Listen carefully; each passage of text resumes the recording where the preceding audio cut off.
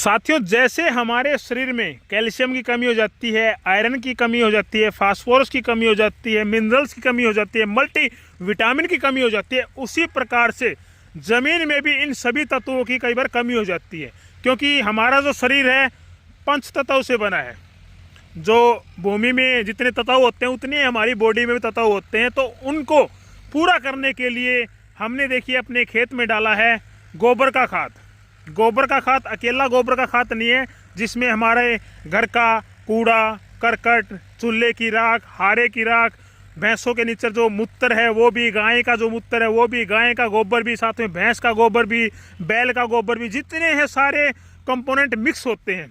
और मिक्स होने के बाद उसको लगभग 1 साल तक वैसे डेयरी मानते हैं खत्ती बना देते हैं। जैसे कूड़े का ढेर लगा देते हैं ना, उसी प्रकार से घर का कूड़ा, चूल्हे की राख का, गोबर का, मल मूत्र सब कुछ एक ढेर लगा देते हैं, जिसको बोला जाता है खत्ती, कूड़े का ढेर। तो उसको 1 साल तक वो अपनी गर्मी से अंदर अंदर तैयार होता रहता है। तो 1 साल बाद उसको वहाँ से उठा करके हमने देखिए इस प्रकार से ज़मीन में डाल देते हैं। ज़मीन में डालने के बाद ज़मीन में अगर कोई भी कमी है, मान लो आयरन की कमी है, फास्फोरस की कमी है, कैल्शियम की कमी है, तो सारी एक ही खाद से पूर्ण हो जाती है। ये देसी खाद है जो ज़मीन को नुकसान नहीं करता है। अगर हम और भी जैसे उर्वरक डालते हैं, डीएपी डालते हैं, यूरिया डालते हैं और बहुत सारी चीज़ें डालते हैं, अगर आप वो कुछ भी ना डाल करके गोबर वाला खाद डालते हो तो आपकी उत्पादन है बहुत ही ज़बरदस्त होता है। तो हमने अपने खेतों में देखिए गोबर की खाद डाली है, सबसे बेहतरीन और 0% साइड इफ़ेक्ट के ऊपर ये काम करता है और ज़मीन की उर्वरकता को, ज़मीन की इम्यूनिटी पावर को बहुत ही अच्छा कर देता है।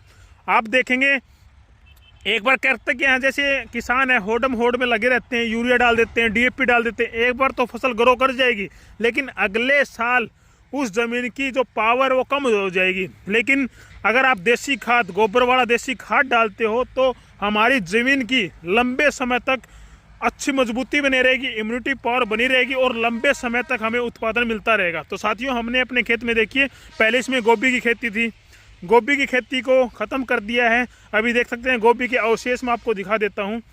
ये देखिए गोभी के अवशेष जो हमने हैरो से इनको ख़त्म कर दिया है।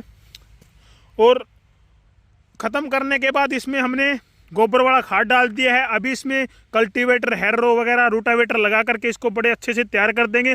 फिर इसमें चप्पल कद्दू, जो कि अगली सब्जी होनी है, अगली वेजिटेबल होने वाली है, वो है चप्पल कद्दू।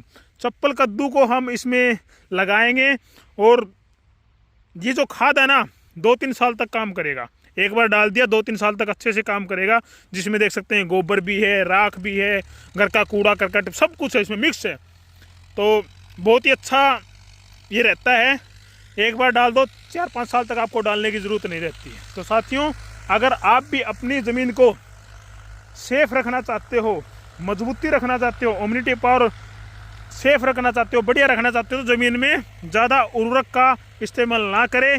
देसी खाद ज़रूर समय समय पर डालते रहे ताकि हमारी ज़मीन उपजाऊ लंबे समय तक बनी रहे। तो साथियों, कैसी है राय कमेंट करके ज़रूर बताएं।